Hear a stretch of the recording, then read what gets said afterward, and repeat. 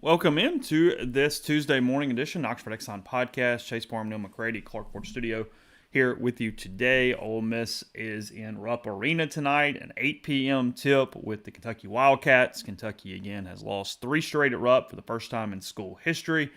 The Rebels have been off since their missed opportunity in Columbia, South Carolina a week ago last Tuesday, and they return home against the pretty hapless Missouri Tigers this Saturday. We'll discuss that. Neal alerted me to potential injunction coming in NCAA sports this morning, as that's a pretty common occurrence, and it would basically prohibit any rules from being the case were that to be passed at that point. So we'll hit that and more coming up on today's show. A show brought to you every day by the Oxford Exxon Highway 6 West in Oxford, and really all blue sky locations around Mississippi. If it's a blue sky, head in. Clean, convenient stores, good selections. That goes all the way down to Macomb. They have their new superstore coming. Again, saw pictures of the subway going up with that. Big location, their biggest one yet. But again, up and down I-55, they're out in North Mississippi as well. Beer Cave, lunch specials, much more, including here locally with the Oxford Exxon. Again, Neal's in the Clark Ford studio. I am Clark Ford, meanwhile, in Amory, Mississippi. 662-257-1900 is that number. Call it. Ask for our friend Corey Clark. Tell Corey what Ford product you're looking for. He'll send you a quote within 15 minutes in business hours. It's right to the bottom line. No hassle, no haggle. You're going to get your quote. The rest really is up to you. You can shop that quote around, or you can do what I've done several times now, but I recommend that you do. Let's hop into a Clark Ford today. You'll love the product. You'll love the service. The people at Clark Ford really want a relationship with you beyond you purchasing a vehicle. So they'll prove to you what that means when you make the call. 662-257-1900. Guest will join on the Campbell Clinic hotline. The Campbell Clinic is in Oxford now. 2608 South Lamar Boulevard, Suite 102, just across the street from the cottages at Hooper Hollow. The Campbell Clinic provides full-service orthopedic care, everything from sports medicine to foot and ankle surgery to spine and total joint care, pediatric orthopedics, physical therapy, and more. To book an appointment, go to campbellclinicoxford.com or call 901-759-3111. Walk-ins always welcome at the Campbell Clinic, Monday through Friday, 7:30 a.m. to 4 p.m. We, as everybody's very aware, we like uniforms on this here podcast. Did you make an opinion on the potential cream jerseys yesterday, Neal? I saw they're, what they're, you. they're not potential; they're coming. So go ahead. Yeah, I saw what you tweeted. I love it. I thought it looked terrific. I've long thought that they should break out a cream suit, as you and I like to say. There are several schools, several MLB teams that have cream suits that personally I'm a fan of. I mean, so far as to say I even like the Cardinals cream suit. The Braves cream suit I think is fantastic. I'm trying to think what SEC teams have them that I've noticed. Auburn and Arkansas are the two that most people discuss. Yeah. Arkansas has the one with their normal A logo on the chest as a chest logo. And then the one that would be more similar to these, Auburn has an Auburn script across theirs in navy, no outline, just like the Rebels, and has an orange number under it. There. And I like both of those. I've seen both of those. I like both of those. Auburn has really good baseball uniforms, I think. So does Arkansas. Arkansas is the one that they have that they love that I don't like, is the one that it says Arkansas and then it has Razorbacks on the thing. Mm-hmm. And to me, that's too much. It's like but like for whatever reason, their fans apparently that's their favorite suit. Well, and I really like the Arkansas ones. I think they're probably the best ones in the league from a cream standpoint. And look, Yankees fans are going, hey, hello, duh, I get it. The only thing that kind of bugs me about it is I don't necessarily like the same logo in a bunch of multiple places on a baseball uniform. Does that make sense? Because it's same as the hat and whatever. You're just duplicating the logo at that point.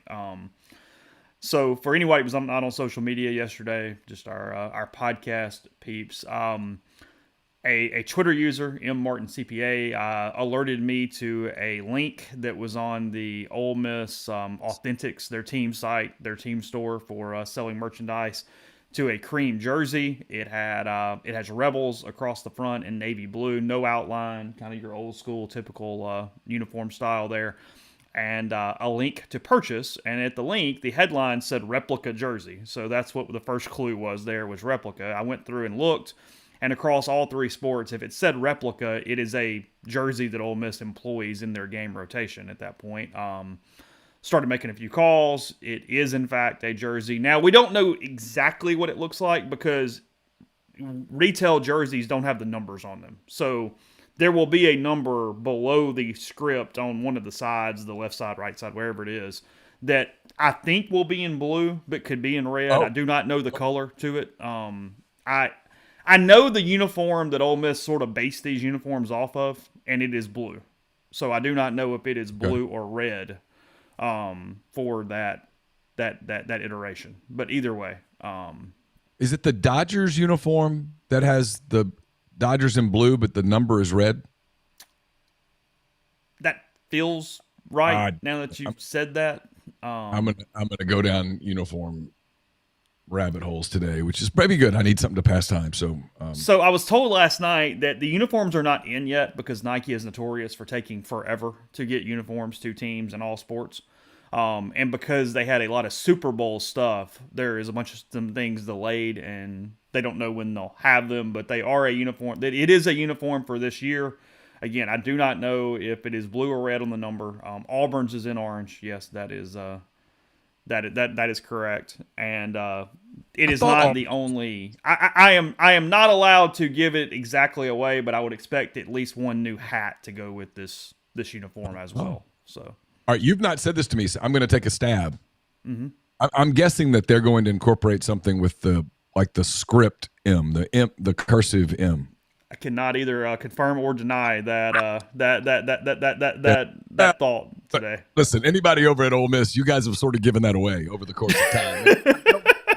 It's all good, but you don't have to be a genius proof to figure this out that was coming. So don't get mad at Chase. As God is my witness, he didn't tell me a damn thing. We have not spoken since all this came out yesterday. So again, you don't have to be Sherlock Holmes to kind of figure out where this thing was going. And look, it's good. I think.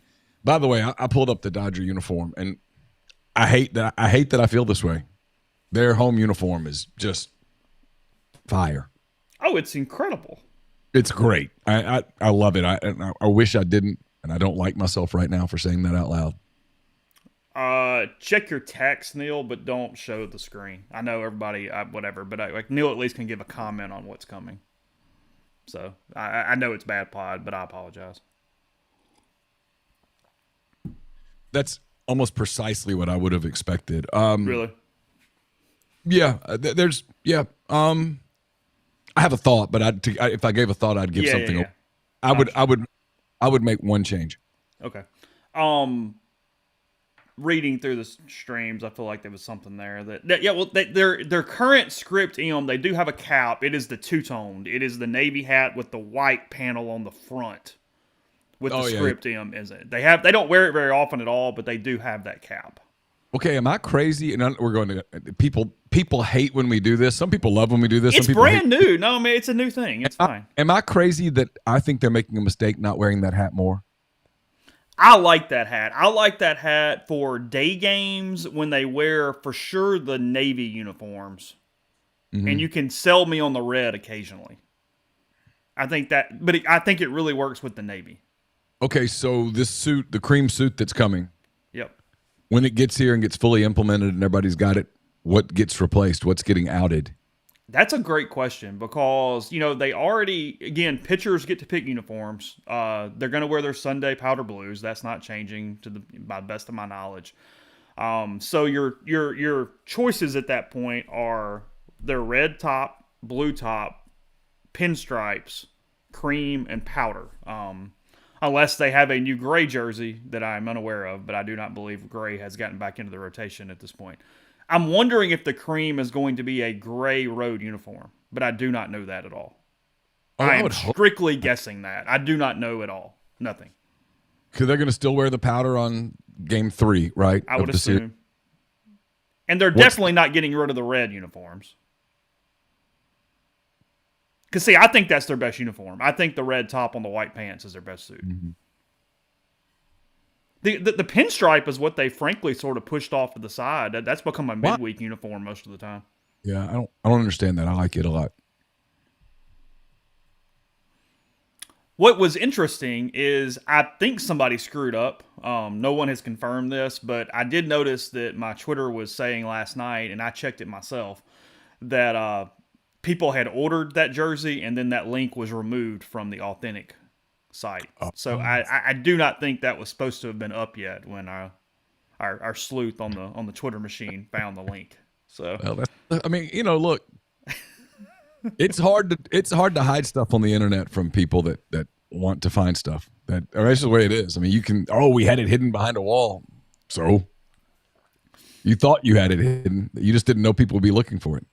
Yeah, I got busier than I meant to with this yesterday. I kind of went down a wormhole, and I was calling a bunch of people going, all right, what's up? And yeah, they just don't know when it's getting here, apparently, because things are kind of pushed off to the side. So anyway. Yeah, I get it, Mark. You're not even an Ole Miss fan, and you're currently engrossed into an Ole Miss baseball jersey discussion. So I appreciate you for that. Look, Luke's got a point. The abomination that Ole Miss has done from a uniform standpoint was getting rid of their all-white uniform, because that was their best suit, and they got rid of the all-whites. The one that said Rebels across the front. Yeah, whatever it had, I don't know, but the solid white traditional uniform. Yeah, I never understood it. I think I agree with Tupelo. If it was me, I would get rid of the navy jersey and only wear navy on the road with gray pants and put the cream in that slot on the weekend. Okay. I think that's what I would do. All right, so your home rotation, if you were in charge of it, would be what? Friday, Saturday, Sunday. Sunday's the powder. Cream on Friday night and red on Saturday. Okay. And incorporate pinstripes occasionally if the pitcher wants to wear it. Sure. I understand why everybody loves the pinstripes. I'll be honest. Here's my deal with the pinstripes. And I think this is something Ole Miss should do anyway. Because I'm going back up the stream a little bit to something Ginger said a second ago about the Block M hats. That Block M, I know, is a very traditional, old-school Ole Miss baseball M. It's also the logo for Michigan and Maryland and so many other teams, to where I would use the script M in the interlocking. So if I had a pinstripe uniform, I would want it to be a chest logo UM interlocking on the pinstripe instead of the Rebels across the front. I don't like pinstripes when they spell out across the front. I like the smaller alternate logo on the chest for those uniforms. So you would take a page from the Yankees? I would, yeah. I would copy the Yankees and make it a UM. Okay. I can see that. Yeah. That would be my move. And I would relegate the Navy to midweeks and road games with the gray. I'll never understand why everyone hates gray uniforms. I mean, I'm a traditionalist, I guess, on stuff like that. I think they were ugly and they lost in them. Yeah. They were ugly. That's not why they lost. But they were ugly. But you can make a gray uniform good looking. There are multiple college teams that have them, and multiple. They had one, and they went back to that Nike uniform with the blue up the side, which is the same as what Arkansas has, but for whatever reason, the red looks better than the blue did. I don't know. Now, didn't Arkansas get rid of the red thingy and went back to a better gray? That's what I thought. Okay. I thought I saw them when they played. Didn't they play here last year? Mm-hmm. Yeah, I thought I watched one of those games, and they wore their gray, and it didn't have the red thing. Okay. I don't know. I mean, I wasn't really paying close attention. Didn't they play a doubleheader or something? And they did.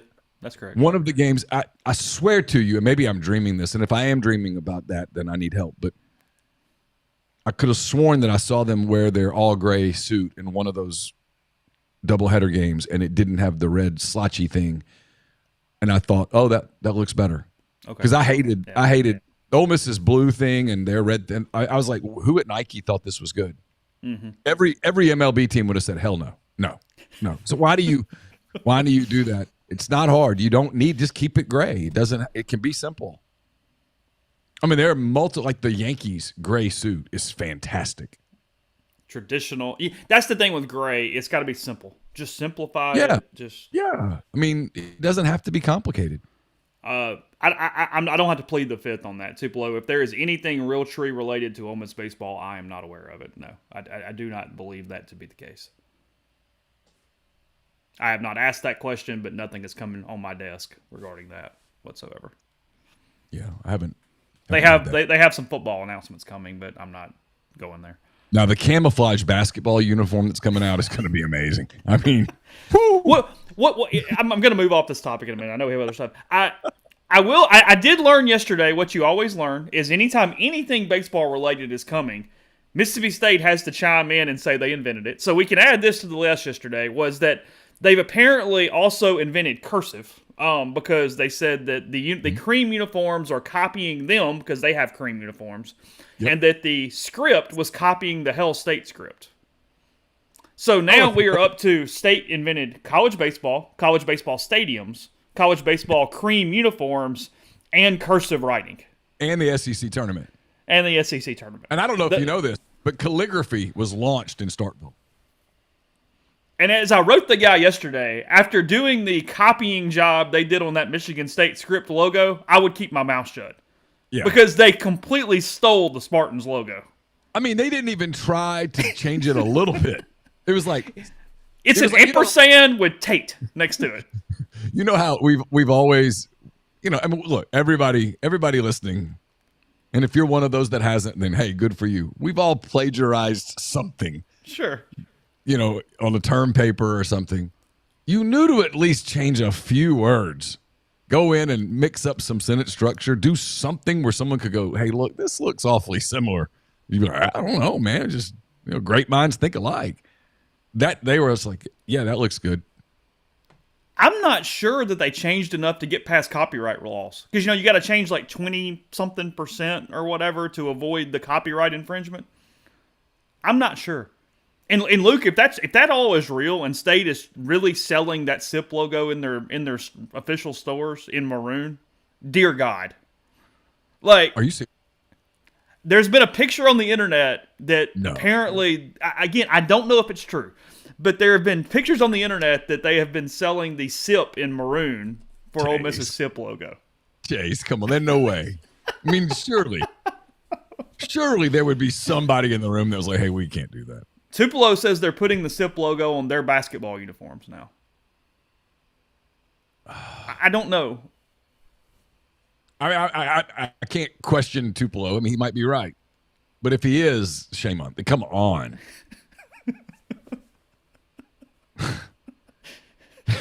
Hey, that's a good idea. We'll just steal it. Okay. That is the UCLA stripe thing times 18,000. I used to love that when Ole Miss fans were like, we can't take away the UCLA stripes. And I'm like, why not? They're like, well, because they're our stripes, but they're called the UCLA stripes. If they were your stripes, they'd be called the Ole Miss stripes. Yeah. Why are you married to that? I mean, that's a Lane Kiffin thing, the whole SIP thing. And I mean, when you say SIP thing to me, I think, oh, that's Kiffin's deal. He brought that. I never saw that before. Yeah. Yeah. Just telling you what I hear on internet land. I don't know. Oh, Lane will have a field day with that one. I mean, as Hardman said, cheese, sure. Grass, sure. Ice cream, all in. 100%. All in. They have phenomenal cheese. It's excellent. And I'm not criticizing. I mean, that's what they do. It'd be like if Ole Miss suddenly launched a farm and said, you go, hey, I don't know what you're going to do it as good as them. Yeah. No, Michigan State, this is going to, because they're in the Big Ten, it will remain. Michigan State has the much larger national footprint. If somebody says MSU around the country, people think of Michigan State. That's a huge school, man. Yeah.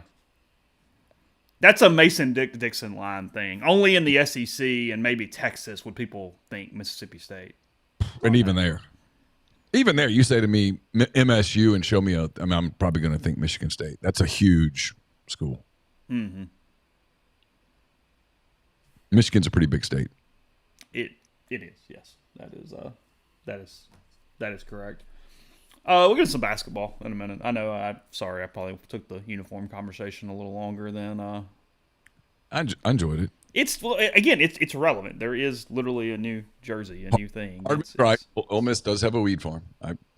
True. They do have a weed farm. You have had it for a long time. That's a good point. To the best of my knowledge, they don't make ice cream. However. No. Weed ice cream? Well, no, just ice cream in general. I don't think Ole Miss produces any ice cream anywhere. If they do, I've not seen it. I mean, you're not even a big fan of the Muscadine Ripple at State. You don't get up in the second quarter and line up to go get the Muscadine Ripple like the rest of the people. I grew up in Ruston, and Louisiana Tech had Tech Farm that made ice cream and cheese and stuff. But I remember the Tech Farm ice cream was really good. Really? Yeah. Was it good? Yeah, Okay. it was really good. Yeah, the chocolate chip was excellent. I mean, They I didn't remember have, like their signature flavor, like the Muscadine Ripple. We didn't have.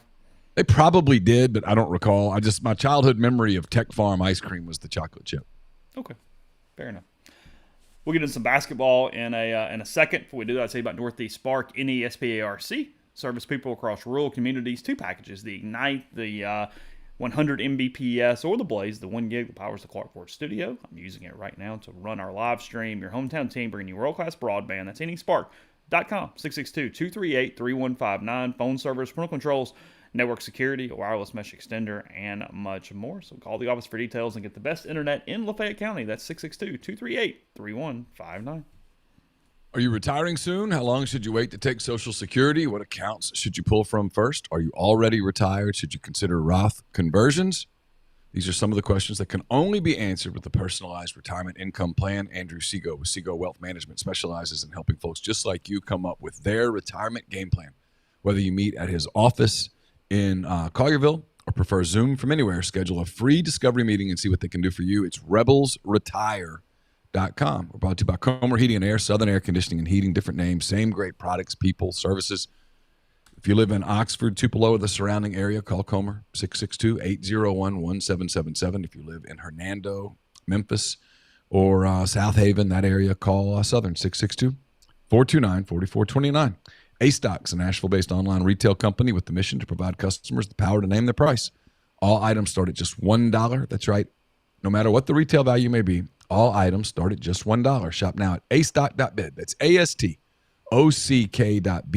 or download their app and name your price on thousands of items from big-name retailers.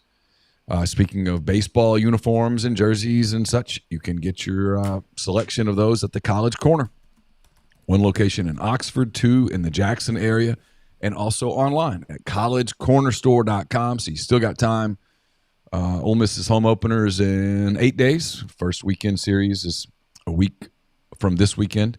So you got time to get stocked up and ready for your first weekend series of Ole Miss baseball. Again, at collegecornerstore.com. I swear I'm getting into to basketball in a second. I'm not trying to drive all you people crazy, but we didn't discuss this when it came out in January. Are you at all okay with this Top Gun 3 thing? It's in development. I really don't know much about it other than I've heard they're doing it.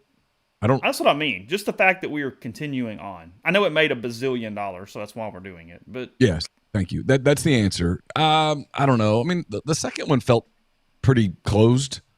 There was so much like nostalgia, and we hit everything. We're doing this Rocky thing with Creed, where I'm like, don't make a character. Just stop.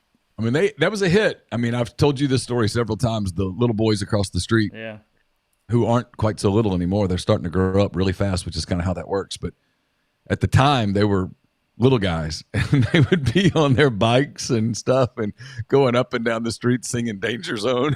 They were locked in, man. It was, and you're like, I am in 1988 again. Okay. Yeah.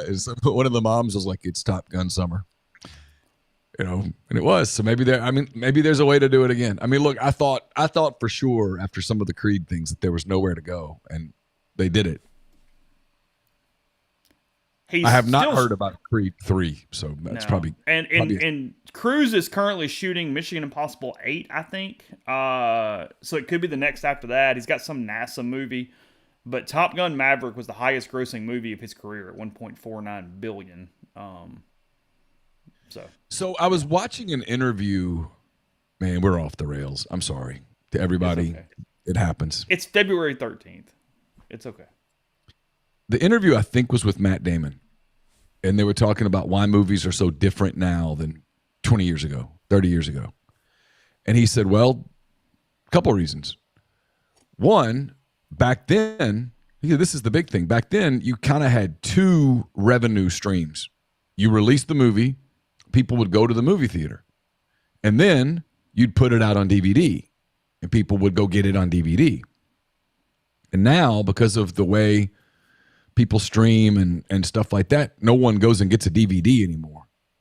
And so you only have like one moneymaker. And he said you can't turn like a love story into a big moneymaker. And that's why instead, when they want to make a big blockbuster, it's something like Top Gun or Marvel or something that's action and that appeals to a lot of different instead of making a more artistic, well-written drama or something that's more about like life, like a relationship and something like that. I mean, that's more real. I mean, I know this, you drive around in jet fighters all the time. And so Top Gun is you relate to it, but most of us normal people, we watch that and we watch people with superpowers and we think, it's not really real. I'm just escaping for a couple hours. And that's where they can make their money. And he was just talking about how, there are a lot of people like him who are, I mean, he's a phenomenal actor, obviously, who kind of long for that old day, but he says it's over. That's why. So to answer your question, people go, why in the world would they do Top Gun 3? Well, because Top Gun 1 and Top Gun 2 really worked. And if you can do it again and make a big bundle of cash, that's why you do it. Yeah. I mean, look, I know we get streaming and things, but it's just created a lack of patience. We don't have the same thing in any way. Like my daughter, like a new Disney movie came out and she's like, hey, can you order that on the Prime or whatever? And I'm like, yeah, I didn't really want to pay $25 for you to watch this one time. We'll just wait. It'll hit Disney Plus here like next month or whatever and whatnot. But I mean, I saw it at the theater and now I want to go home and rent it. And it's like, we had to wait months and it was like this big thing. Yeah. She's like, no, it's on Prime. It's right there. So just order it. Like we can get it. And by the time your daughter is 15, she will look back on what we just discussed and like, what? DVD? What the hell is a DVD? I mean, they'll be like my kids are with when you tell them about the rotary phone. They look at you like you got snakes coming out of your ear. And I'm wondering if we're not. That's exactly what I was thinking. I wonder if we're getting there now because I'm speaking at ICC tomorrow, and I was trying to figure out what I was going to say to some of these kids and different things. And I was going to tell a story and something from when I was there, and that was 2002 to 2004, and it included a little bit of a snippet about DVDs. And I thought they're at all consciousness of teenage years don't include DVDs. The last 10 years. Like I won't have to explain to them what it is, but they'll have no ability to go, yeah, you go down to Ray's Rent a Movie and you grab a DVD.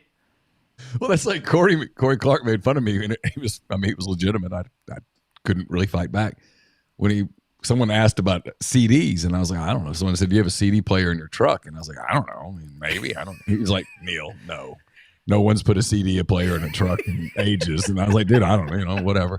But I'm an idiot. I mean, sometimes I wish I could take my kids back in time to the days when I was at my grandmother's house, like in the 70s, and my parents would drop us off in Monroe so they could have date night. And, the little rotary phone, I mean, it was like, and you would, you'd hit the 8 and it, all the way back. I mean, you just longed for numbers that had 1s and 2s because you could just get to it. But if it was an 8 or a 9 or God forbid a 0, it took forever to dial a number. I'm about as young as you can be and remember the rotary phone. I still use one, and I'm probably about the end of that. I doubt people much younger than I just turned 40, and that's probably about the limit there. Yeah, if you did it well, I would absolutely watch a Days of Thunder too, all day long. All day. 100%. For sure. 1,000%. Give it to me. Let's do it. I mean, just hearing it makes me want to watch it again. What's Rowdy Burns doing these days? I'm good. All right. Ole Miss, Kentucky basketball. Sorry. Ole Miss 60th and Ken Palm. I don't know what they are in the net. It doesn't really matter. They are chasing 9 or 10 wins. They are 5-5 right now, trying to avoid going to 5-6. They got Missouri at home on Saturday, but Kentucky tonight, as I mentioned, Kentucky suddenly is the loser of 3 straight at Rupp again, the first time in school history. Think about that. I know that says a lot about Kentucky, but still. Gonzaga 89-85 this past Saturday. They beat Vanderbilt the game before that, and then that was coming off back-to-back home losses to Florida and Tennessee. The Florida game in the overtime, they really kind of gave that one away during the second half and was a strange game. They have losses to South Carolina. They have losses to Texas A&M as well on the slate. and then they have beaten Florida, Missouri, Mississippi State, Georgia, and Arkansas, and combination there with that win over Vanderbilt that I just mentioned. Look, they are a damn good offensive team. They are fifth in the nation in adjusted offensive efficiency. They can fill it up. They are the number one team in the country at 3-point shooting. Number one. They are number two in non-steal turnovers. They do not turn the ball over as well off non-steals. They don't make a bunch of bad errors. They are elite offensively, but as Neal said, they don't do a ton defensively. Their non-steal turnover percentage on defense is 356th nationally. There you go. They're bad numbers. What was the word here. you just used? You said they're not elite defensively. They are not elite defensively. That's true. That is spin. You are spinning. No, they're trash defensively. They don't play defense really. That's not their bag at all. None. Ole Miss goes into this game, by the way, with a net of 59. They dropped 1 point yesterday for whatever reason. Kentucky is 25. Ole Miss's metrics right now, they are 2-4 in quad 1, 3-1 in quad 2. The reason their net's not great is they're 6-0 in quad 3, 7-0 in quad 4. So much of their schedule is soft, if you will. This would be a big win. And God, I hate saying this because I just don't think it's fair, because I wouldn't have said this 2 weeks ago. I never would have said it before the season. Kind of feels like one you need to get. I'm not going to say must get. It's not must get. No, the path to 10 still doesn't necessarily include this one, but the schedule because schedules change. What's true on January the 15th isn't always true on February the 15th. Well, when you don't get it, you've got to go. If you got to get to 10, you got to go 5-2 down the stretch. Well, and the home games that are remaining, a few of them are hard. I mean, South Carolina's good, Alabama's really good, and A&M's good. I think A&M's really good. I know I'm a Buzz Williams guy. Everybody thinks I'm a Golden guy. I'm probably more of a Buzz guy than I am Golden. His teams typically get better as the season goes on. Now, in fairness, so do Chris Beard's.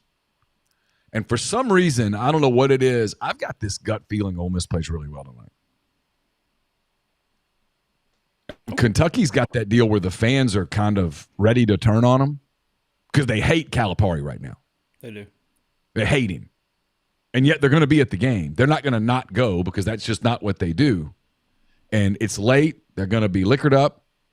And instead of turning that – it's going to go one of two ways. They're either the team's going to play really well and they're going to somehow go, oh, here we go, CATS, cats. Or it's going to get weird and they're going to turn on him because it's going to what you're going to hear if that happens is, oh my God, they're turning on their team. No, they're turning on their coach. They want him gone. If Ole Miss is up 3 with 8 to go, they're going to be pissed off at Cal.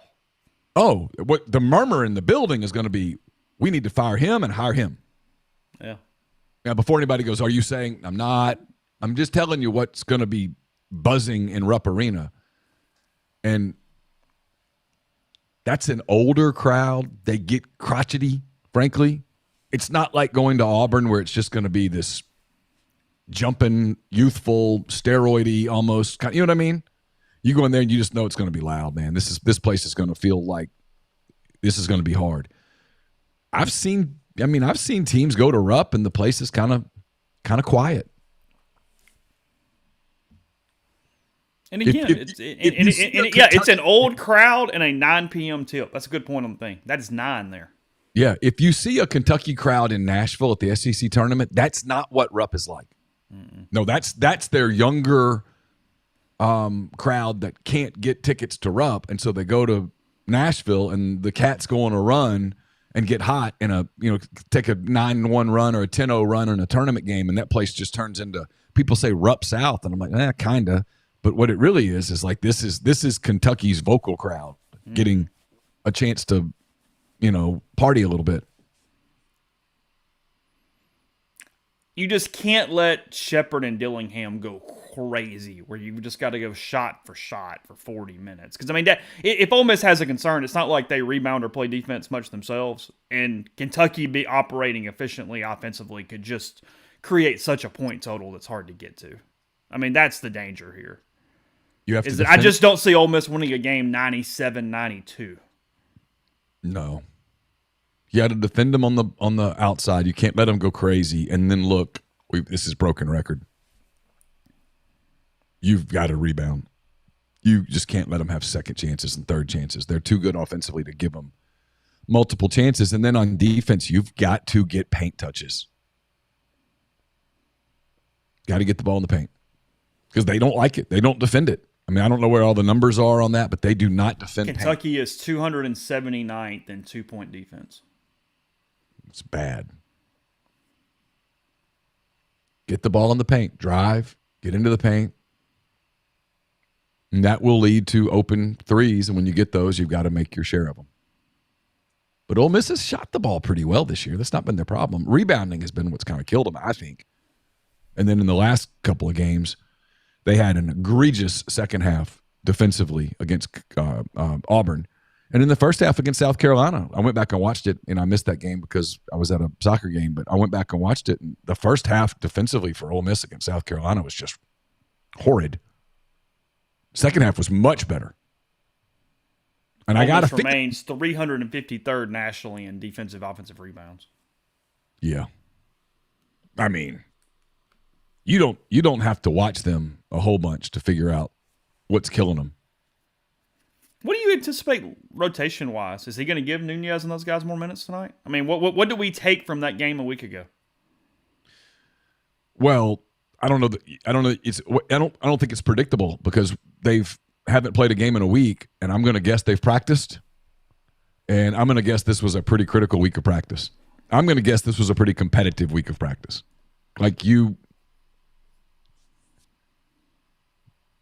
I mean, the term that people would use, and I don't really like this term, but it's kind of a come to Jesus week. Mm-hmm. You know, hey, declare yourself. Because he seemed to send a message. And again, I had to go back and watch the game a day or two later to really put it in context. He seemed to be sending a message to Murray, to Brakefield. If you're not going to defend, you're just not going to play. And if I have to play guys that aren't as good as you offensively, but who are giving me effort on defense, that's who's going to play. And I'm always reminded of that Bobby Knight clip when he says there's no better instructor, lesson teacher in basketball than bench. You know, butt meets bench sends message. Do you want to play? Because if you want to play for Chris Beard, you have to play defense. He let that go a little early because it's like, hey, it's your first experience with me. You know, we're trying to build culture and all that stuff. And then after a minute, he's like, hey, look, I'm the boss. This is who my teams are. If you ask 100 college basketball coaches, say word association, Chris Beard, you're going to get two things: detail-oriented defense. That's what they're going to say. I mean, it's going to be like if you're doing the Family Feud thing, we asked 100. Mm-hmm. I mean, the answer number one is going to be like 50-something. It's going to be either defense or detail-oriented. And so I got a feeling this week was pretty detail-oriented, and it was mostly focused on defense. Like, this can't happen. That team's not good enough from an athletic standpoint. From a rebounding standpoint, they're not good enough to be a sieve on defense. You can't. You can't look up and you're missing rotations because you didn't communicate, because you took a possession off. Nope, you're not good enough for that. You want to make the tournament? You're not good enough for that. Your metrics are not good enough for that. You don't have the schedule that lets you lean back and go, we can have no, you got to play. And the truth is, and this is hard, and this is being really critical, but had they played a better first half against Auburn from a rebounding standpoint, they would have put that game away in the way that similar to the way that Florida did against Auburn. And then had you played a better first half defensively against South Carolina, you probably win that game because you outplayed them in the second half. But It doesn't work like that, as you know. I mean, the other half counts. So, I mean, I would be surprised if this is not a pretty focused, pretty locked in, pretty determined Ole Miss team tonight. But I don't know. We'll see. I assume Jamarian Sharp is playing. I've heard nothing either way, but I mean, it's been another week. If not, I kind of wonder what's going on. So I would assume so with him. He's been dealing with an illness. I know he had the flu for a while and just had a hard time getting back from it. It sounds like. It's certainly been going around. There's no doubt about that. Line on this is 8.5. Neal, feels big. Yeah, it came out yesterday at 9, and I said it was felt high. 163.5 on your total, so that's a game into the 80s. I mean, please don't. I kind of like Ole Miss in the points, and I kind of like the under. At 8.5, you're probably getting a decent money line on that if you just want to take a flyer. Don't hate it. Yeah. I don't know. That's okay. They played Saturday afternoon. I mean, I don't know how you're not fixing it before Tuesday night. Saw over there, Kentucky Sports Radio, that's Matt Jones and them. G says that they're either reporting or speculating that they're not going to play their 7-footers in the starting lineup. They're going smaller without the 7-footers tonight. Sure. I don't know enough about their rotation or their. I mean, they're like most college teams. They're pretty guard oriented. No good wings, like you said. They can score. It's just defensively, I don't know. They're horrible. That's an interesting note, but I'm trying to think through it, and I guess it makes sense. Sammy says Brett McMurphy tweeting that former Pac-12 schools will still play in their affiliated bowl games for the next 2 years before the new conference bowls. I saw that. Yeah, because there's no inventory. You have to. That makes sense to me. As long as we're not trying to give Oregon State or Washington State a playoff berth or some crap, then okay, sure, do whatever you want to do. I mean, however you want to fit the Sun Bowl, go for it. No. Yeah. I mean, it has never meant less. Yeah. The SEC's thing of it just means more. The bowl, the non-playoff bowls it just means less. Yeah. Hey, you're gonna head to the Levi's Bowl. Okay, cool, sweet. All right, fine. Sure. Yeah. It's okay. A&M minus 8.5 tonight at Vanderbilt. I guess that's my point. Is if you told me one of two things happened, and it was Vanderbilt or Ole Miss won, I would feel like Ole Miss was absolutely the answer here, and they have the same line. 1,000,000%. Yeah. And then Florida's a 10.5 home favorite tonight against LSU. So those are your. It's a big number coming off the Auburn game. LSU's not good on the road at all. Around the top 25, you just want to throw a little coin down somewhere. Marquette is on the road at Hinkle Fieldhouse in Butler. They are a 4.5-point favorite on the road at the Bulldogs. North Carolina is an 8.5 road favorite at Syracuse tonight. North Carolina 11-2 in the ACC. One of those losses, Georgia Tech, though. Iowa State, a 1.5-point road underdog to Cincinnati. So the Bearcats favored by 1.5 against number 10, Iowa State, 7-3, the Big 12. Illinois, 15.5-point favorite against Michigan, who's just fallen off the table this year. The Wolverines suck in the Big 10. They're 3-10 in the conference. Dayton, 9.5 over Duquesne tonight. Virginia, 6.5 points at home against Pitt. Indiana State ranked for the first time since the Larry Bird era. They're 18.5-point favorites against Illinois State. It's the Cardinals or the Redbirds or something, right? Ole Miss has played them in like NIT games in the past or something. Indiana State? No. Illinois State. Oh, Illinois State's the Redbirds. There you go. Okay. Yeah. Indiana State is the Sycamores. Sycamores, which is a great name. It is. It's a really good name. Yes. Yeah. Georgetown and Creighton tonight. Georgetown still really sucks. Creighton is an 18.5-point favorite at home against the Hoyas. Baylor a 6.5-point favorite against Oklahoma. It's a good Big 12 game tonight. Oklahoma and Baylor.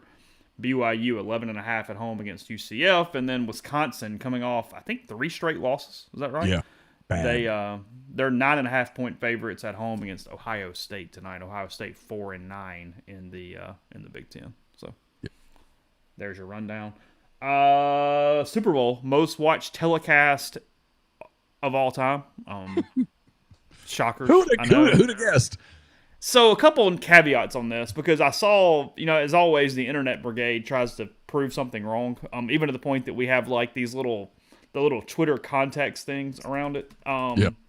Which required you to be stupid to wonder about this to begin with. This is U.S. audience, which is what everybody's talking about when they give you these numbers. We're not talking about what the audience is doing in Uzbekistan. That's not the point of the ratings when we get them. 123.5-ish million viewers across TV and streaming platforms in the United States. That is a 7% increase from last year, which was 115.1. Televised by CBS, Nickelodeon, Univision, and streamed on Paramount Plus. Record 202.4 watched at least part of the game across all networks. So 123 on CBS's affiliates, they're 202.4 across all networks. The record is for the 123.4, and then the overall number is a 10% jump over last year's 183.6. So, yes. People watch the NFL and the Super Bowl. Yes. Yeah, I mean, we can parse those numbers if you like. Who would have ever assumed that mixing the Super Bowl, Las Vegas, and Taylor Swift would draw a big number? But here we are. If you're curious, because the one thing that everybody kept pointing to yesterday, because again we're a country of idiots, is the moon landing in 1969 had 125 to 150 viewers, but it was across all three networks at the same time. That was not one channel that produced 125 to 150,000 viewers. So all at a little strip in New Mexico or Arizona. Just okay. Yeah. All right. Shut up. I'm kidding. That was, however, 75% of the televisions in the country, which made me wonder, what the hell were the other 25 doing? If the moon landing is going on and you've only got the three networks, what are we doing? Just flip it on. Like, yeah. What else was on? If you were not watching the moon landing, what were your other options at that night? Well, nothing, because you only had the three channels, right? I mean, I don't know. I'm asking. I mean, did you get PBS or something in 1969? Maybe. I don't know. Here I go. I was not a human for another 14 years, so I got nothing. I think I was on my way in 1969. Okay. I mean, at that point in 1969. Okay. Yeah, I don't know what my options were in the 60s from a television standpoint. But, I mean, I'm assuming that it was mostly network television.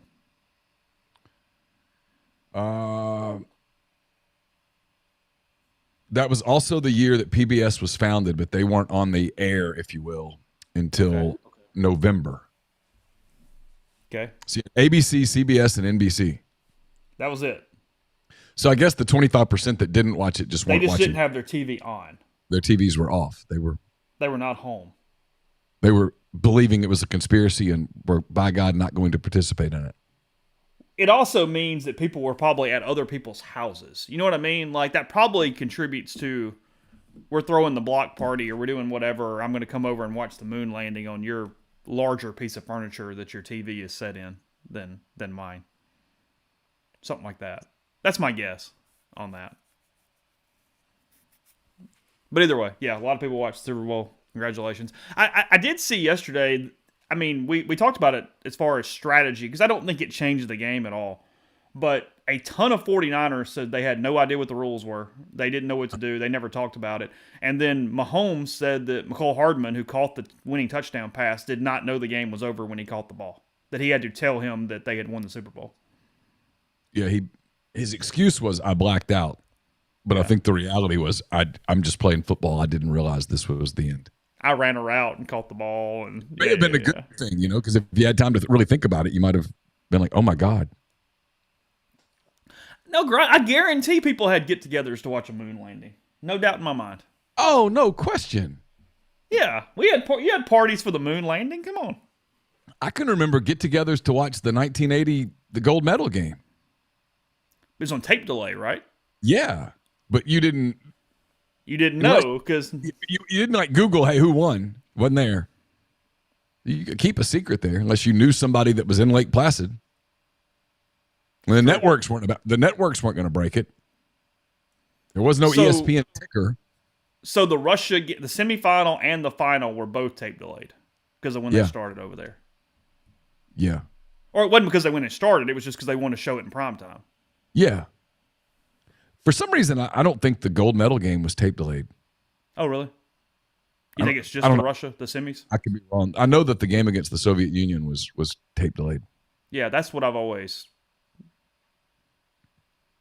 thought. Man, people just don't realize. I mean, that was wild. I mean, everybody got people like me. I mean, I grew up in Louisiana. I didn't know anything about hockey, and I was into it. I mean, it was like celebrating in the streets, like your local team had won the title. Yeah, at church on Sunday, we talked about the U.S. Olympic hockey team. Mm-hmm. I mean, 5 years later, Rocky Balboa finished the deal. I mean, it was amazing. Mike Eruzione and Jim Craig started it. Rocky Balboa finished it. You know the rest. Take that, Gorbachev, you bitch. Miracle's a really good sports movie. Yeah, I mean, it's a great story. The whole thing's a great story. Yeah, it's a really good sports movie. He played a damn good Herb Brooks. So anyway, the book about that team is really, really good. What's it called? I can't remember. Carson's got it in his room. I could go search for it, but good luck. Okay. Podcast brought to you in part by Prime Shrimp, primeshrimp.com. A lot of different flavors, including the new soy ginger. Again, great for Japanese, hibachi kind of stuff there with your different options. The New Orleans style barbecue is a huge favorite. So whatever your palate's feeling, they've got an option for you. Again, they're delivered directly to your door. Fewer than 10 minutes, freezer to plate. They make it easy. Makes it great for snacks, lunches, quick dinners, a lot going on.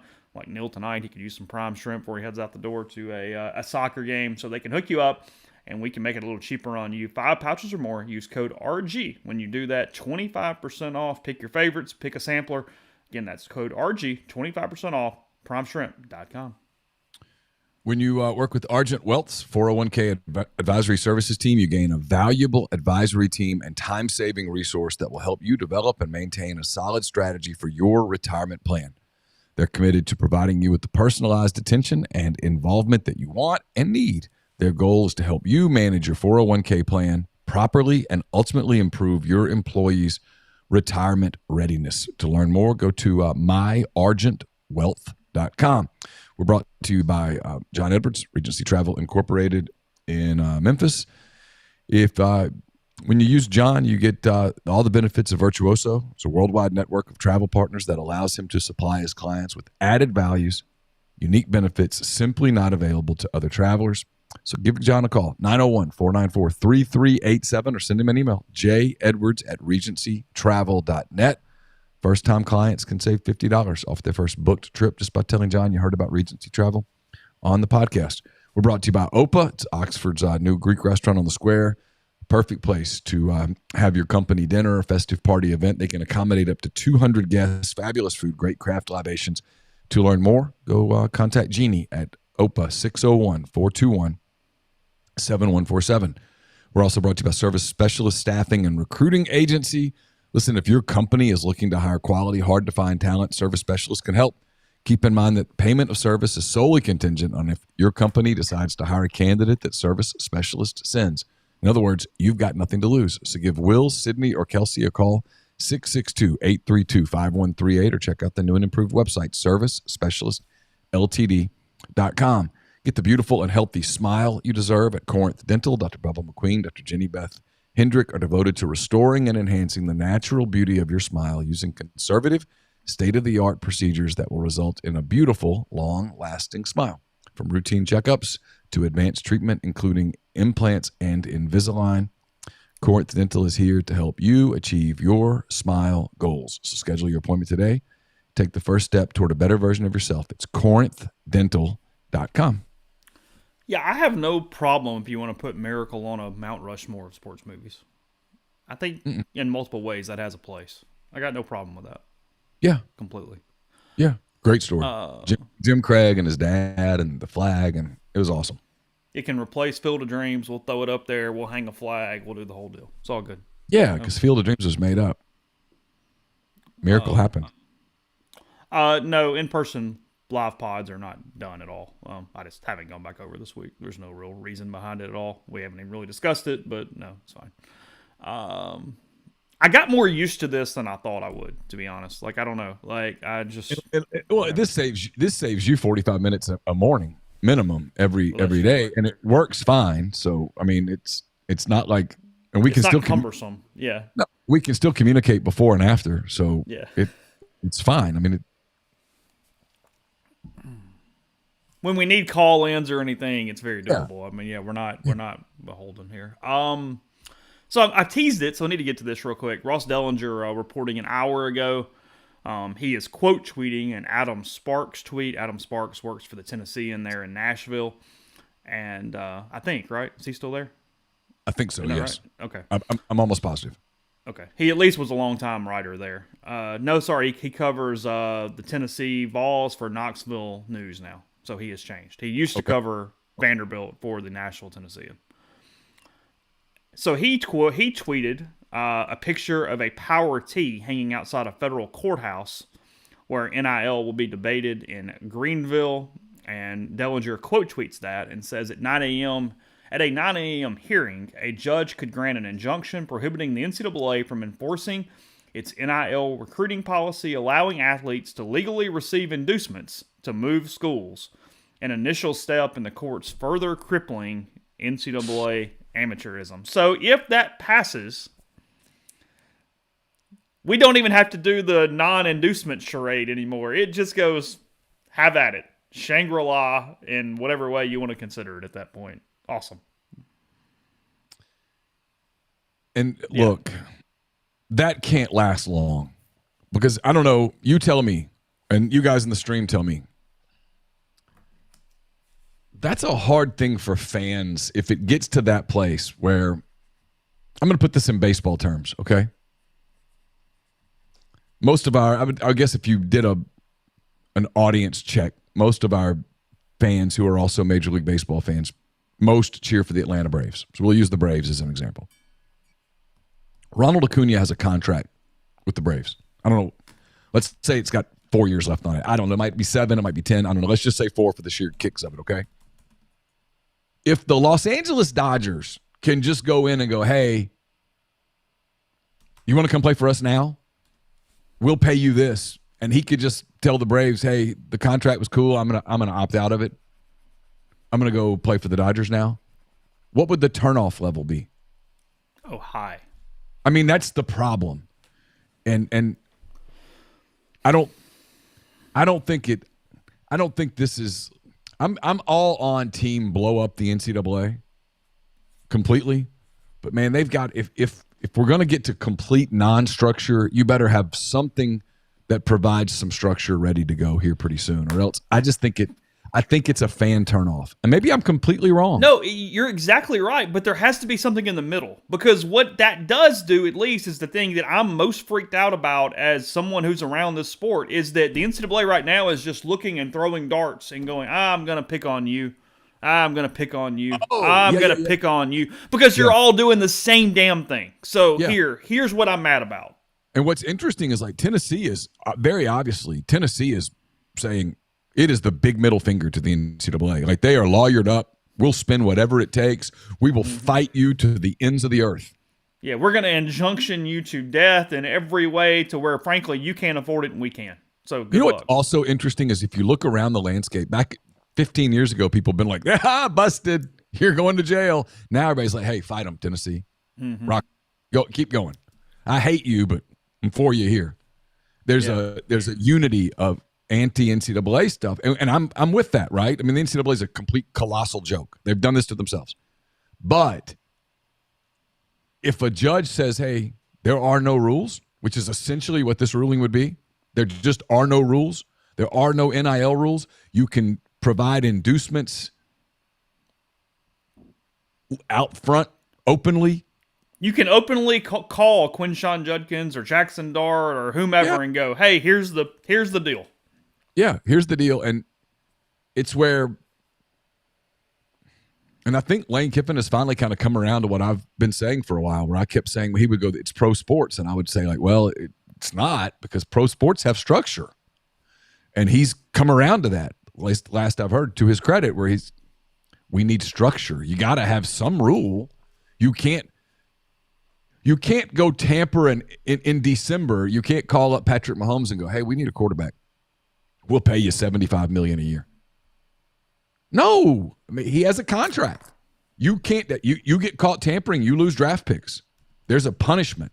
In the NFL, there's a window that you're allowed to contact players that are free agents, but they have to be finished with their contract. They have to be legally free agents. You can't just go tamper with rosters. And don't get me wrong, there is some tampering that happens, but it's pretty under the table. It is. I mean, it's not widespread the way it is now, where, like, we're about to go into a spring. I'll use Ole Miss as the example. They need a running back, so they're probably going to tamper some rosters. And why not? People are going to tamper theirs. I mean, that's just it. At some point, you have to I think you have to have more structure than this, or people are just going to say this is stupid.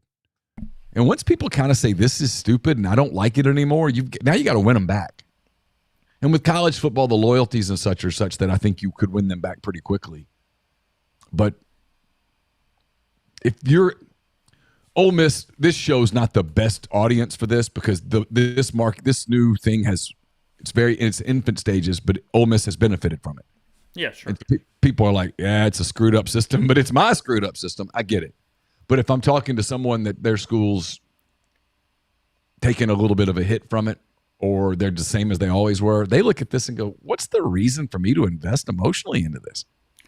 Well, look, I think Cousin Greg on the stream, good username, by the way, I think it makes sense, because he goes, the NCAA picked the wrong school, wrong fan base, and wrong state to go after. Look, they've been picking on Florida State and being their little whipping boy, and they're not in a major league, and it's whatever, and they did them dirty in the playoff, if you want to argue that and all that stuff.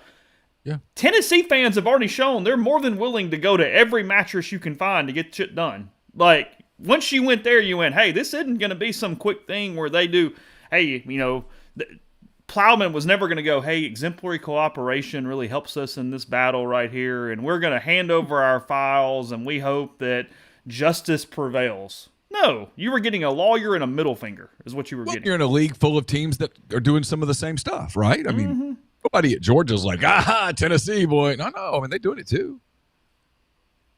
I mean, everyone looks at this and goes, this is stupid. And if you can just isolate Tennessee and go, we're going to hammer you, what's to stop you from being next? Mm-hmm. I mean, it's – and listen, there's a lot of legal people that think this judge is going to make that very ruling, that he's going to grant this injunction that stops the NCAA from being able to enforce NIL law, at which point there is no law. There's no rules. It's just wild, wild west for a while. And I'm far from an attorney, but what strikes me as so odd about these, and I'm not even disagreeing with it, I get how we get here, but it's injunctions on, in some ways, private matters. You know what I mean? Like, we're in a weird gray area on institutions and organizations that you're a member of voluntarily, then having courts dictate your rules. When you expand that out bigger, that's a weird spot. So here's what's interesting, and this is just talked about in the streams. They reminded me that this is kind of out there. And I think this is out there a little bit, but I don't think it's completely out there, like meaning off the reservation. What if the NCAA says, we believe that the NIL deal that you struck with your collective and Nico Iamaleava is illegal? He's ineligible. What's to stop Tennessee from saying, obviously they would call the SEC and they probably would have quite the powwow, but what's to stop Tennessee from going, you know what? We're not paying the speeding ticket. He's playing. Nico, put your uniform on. Game's at 6. What happens then? I mean, is the NCAA police going to take the field and handcuff him and take him away? No. So if Tennessee goes, you know what? We disagree to the point that we're going to play him. What happens? I mean, sign me up. I mean, I'm all for it. I'd love to watch that drama unfold. But if you're Tennessee, I think if I'm in the room at Tennessee, I'd say let's play him. Public sentiment's going to be pro-Tennessee, pro-Nico Iamaleava. I mean, I'm sure the team that's on the other sideline will be like, no, he shouldn't play. But put your loyalties aside and just look at the story. Everyone would generally be for Tennessee playing him in that scenario. 100%. It's what's fascinating about everything about this sport and how it's changed 100%, not 100%, but in such a percentage in front of our faces as we were aware of it and in ways we didn't. I mean, you and I have had 2 podcasts now, or the majority of 2 podcasts, and haven't even discussed that a Power 2 head coach left to go be an offensive coordinator. Chip Kelly. Yeah. Tyler and I discussed it on McCready and Siskey yesterday. Tyler's like, I don't get it. And I'm like, I do. Yeah. 100% get it. I 100% get it. He left a place where you can't win. He already has a ton of money. He didn't want to do all that stuff anymore.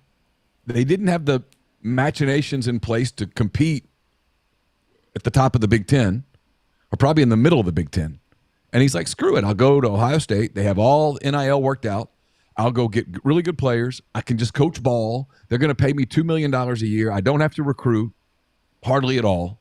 Oh, I'm sure he'll meet with some quarterback when they bring him to campus or whatnot. Yeah, whatever. But he's not flying down to Winter Haven and then over to Cocoa Beach and all that stuff to talk to kids. He's not doing any of that crap. I get it. 1 million%. I get it. He's not like a 30-something-year-old guy trying to build his career. He's made a bunch of money. He's good. And the only reason he's at Ohio State was because he couldn't get one of the NFL gigs. Mm-hmm. That's what he really wanted. Just a quick snapshot here because I had it up before we go to our final break. Ole Miss currently in Jerry Palm's bracket is a 10 seed. So they've fallen from an 8 to a 10 after losing 2 games in a row to Auburn and South Carolina. They're Auburn at home and South Carolina on the road. Lunardi had them as one of the last 4 in. Okay. Palm has them playing Butler in the first round or the second round, whatever. And then the winner getting Tennessee or Quinnipiac in the round of 32. In the same region as number 1 seed UConn. Good luck to all involved. Yeah. Yeah, go ahead. Yeah. Sure. State an 11 seed in that bracket. Just looking for South Carolina, a 3 seed right now. God, at the odds you could have gotten on that 2 months ago. Good God. Where are my Gators? Where are we? I'm sure you're in the bracket. Hold on. I mean, tell me my road to the Final Four. Road to the Final Four. Yeah, so my guys could get it done. Let's see. Looking for SEC teams. Kentucky, a 7 seed, facing Indiana State, a 10 in the first round. Oh, that loss is going to hurt.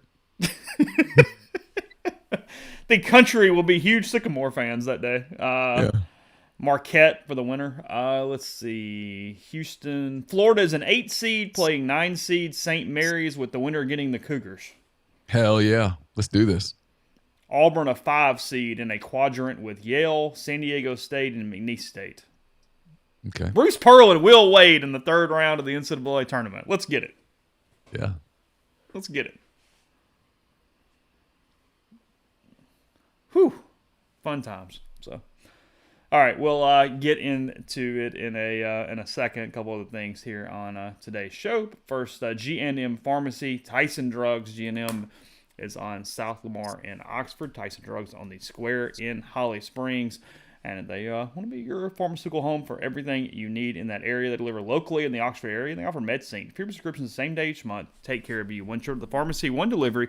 You have everything you need when you need it from G&M. Also, kind of last chances for flu, RSV vaccines. You can get those by appointment to get you in and out super easily. 662-236-2222 for G&M in Oxford, or 662-252-2321 for Tyson Drugs in Holly Springs.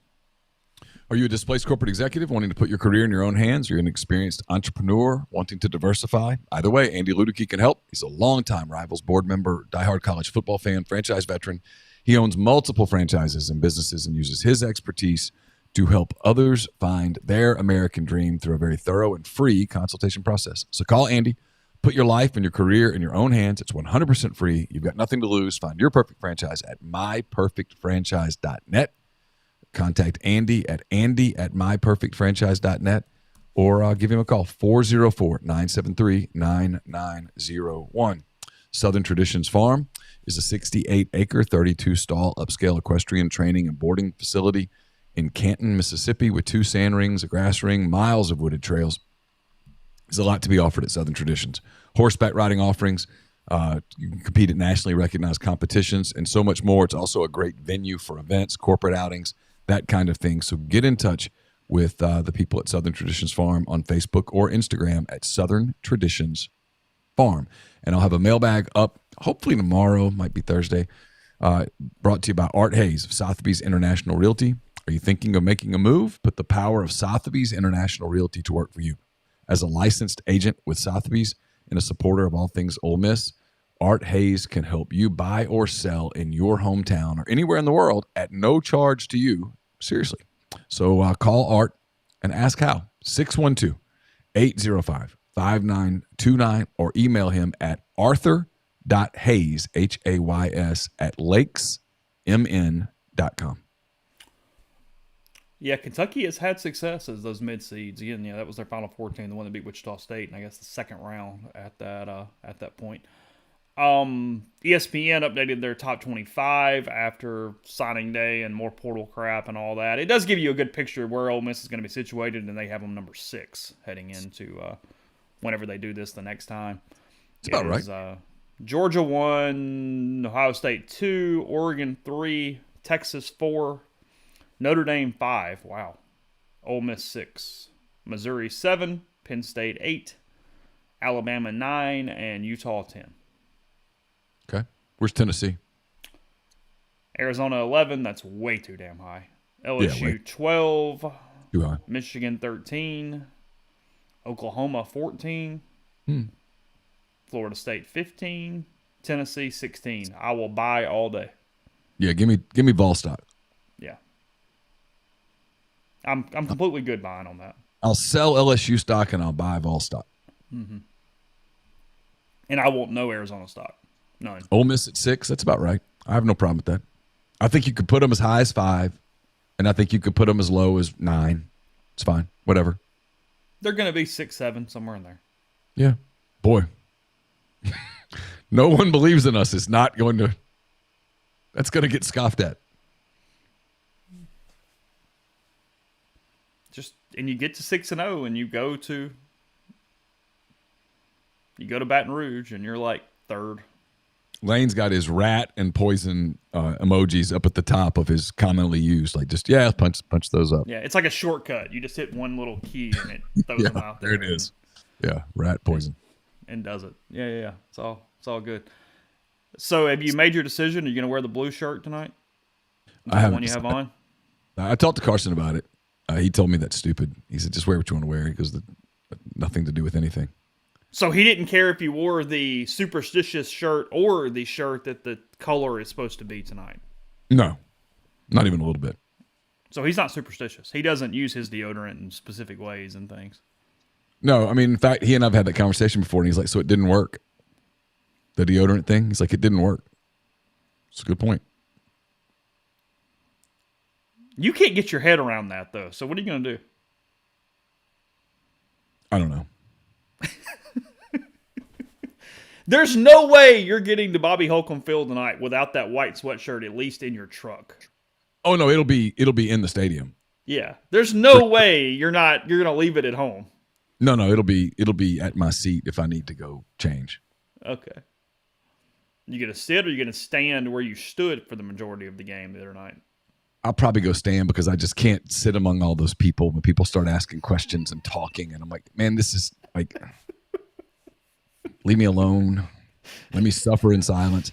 I mean, I have a job tonight, right? My job tonight is one of two things. I'm either going to be celebrating with my son and telling him, hey, you do have school tomorrow. You'll have practice tomorrow.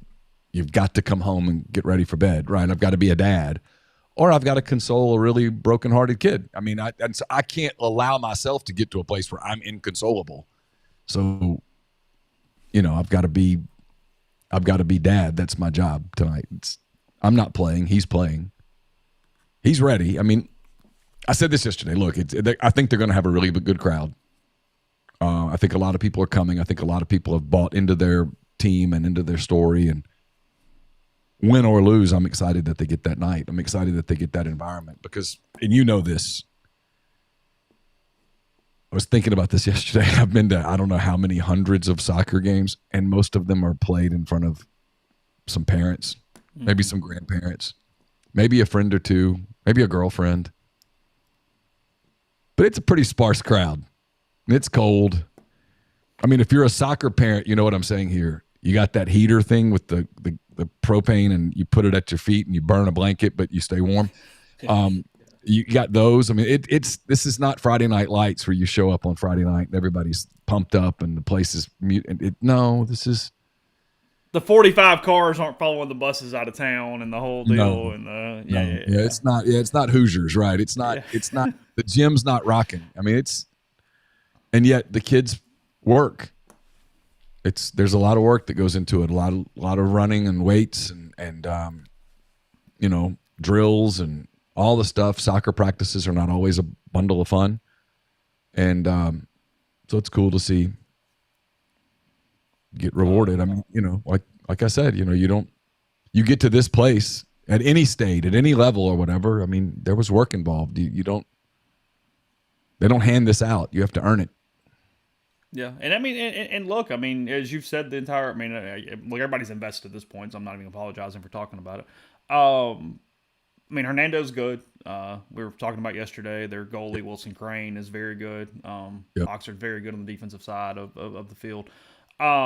It is, though, a different dynamic as you were talking about it. It's not taking anything away from Hernando. It's different than playing Clinton, where it's like, hey, you won the division. I mean, there is a different expectation going in tonight if you're Carson than, if it was the team that hadn't lost in 3 years or something like that. I mean, it does change just because of a sports perspective. So, yeah, I mean, I think so. I mean, the Clinton thing, people laugh about it, but like they put out a graphic when their season was over. I mean, the record that those kids who played varsity the last 3 years, it's stunning. Like 53-8 or 9 or something. And, they goals scored versus goals given up, 2 state titles, 3 district titles. I mean, I really believe what I'm about to say for the people who are actually still listening and care.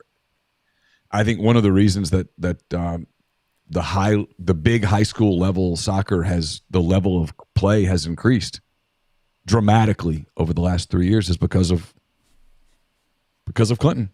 Mm-hmm. When you played Clinton and you got your ass kicked, you said that's the standard, and you had 2 choices.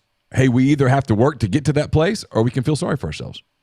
And I think some of the teams that are still in it are teams that worked. But they set a standard, and you had to go reach it, and that's to their credit. I know that they lost to Hernando, but that doesn't take anything away from what that program is inside the state and the job that they've done there. You don't put up numbers like that. They're remarkable. They lost a 2-1 game, and it's like the game's tonight all over. I mean, it's a bounce of a ball. It's a kid slips, nerves, it's any number of things. It's a 1-game deal. It's not a 7-match series. Yeah. 6 o'clock. Yes, Sammy, Carson had the corner on their game. What ended up being the game-winning goal against Madison Central in the he takes most of their corners and some of their free kicks. And Jesus, may it please not go down to penalties, because I can't take that, and I'm really not ready to be a widower. I'm not sure Laura could. I'm not sure Laura could get through that. Don't need to come down to a kick. So yeah. No, I mean, that's too much. Just yeah. So 6 o'clock tonight. I'm not sure who's more nervous, me or her. I think her. She was awake at 2 a.m. Carson is the least nervous of the three of you. So He's fine.